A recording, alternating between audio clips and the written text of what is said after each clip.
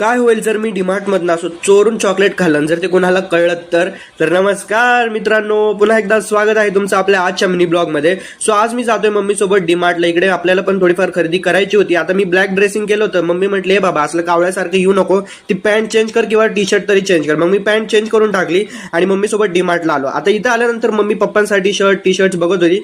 तोपर्यंत म्हणलं चला आपण पण आपल्यासाठी काहीतरी बघूयात आणि ट्राय करूयात. एक दोन उचलले आणि ट्राय केले. आणि हा, आपली लवकरच एक ट्रिप जाते बरं का. सो तेही ब्लॉग्स तुम्हाला नक्की बघायला भेटतील. बाकी तुम्ही ऋषी पुणेकरला फॉलो केलं नसेल तर फॉलोही करून घ्या. आणि त्यानंतर मग मी चालता इकडे फिरत होता आणि मला एक चप्पल भेटली. मग मी ती चप्पल घेतली आणि त्यानंतर आमच्या मम्मीने भाईसाहेब जणू काही इकडे दुकानच मांडलं होतं. म्हणजे एवढ्या साऱ्या मम्मीने चप्पला ट्राय करून इकडे बघत होती. मम्मीला एक पसंत पडत नव्हती. फायनली एक चप्पल मम्मीने इथने सिलेक्ट केली आणि त्यानंतर नको त्या गोष्टीवर मम्मी हात फिरवत होती. मम्मीला म्हटलं, आठवण करून दिली की मम्मी तुला जे लागते ते घे आणि पटकन चल इथनं. त्यानंतर मम्मी म्हटली की चालतंय, चल आता ये माझ्या मागे ट्रॉली घेऊन. आणि मी इथंच आहे म्हणून आमची मम्मी कुठे गेली, गायब झाली काय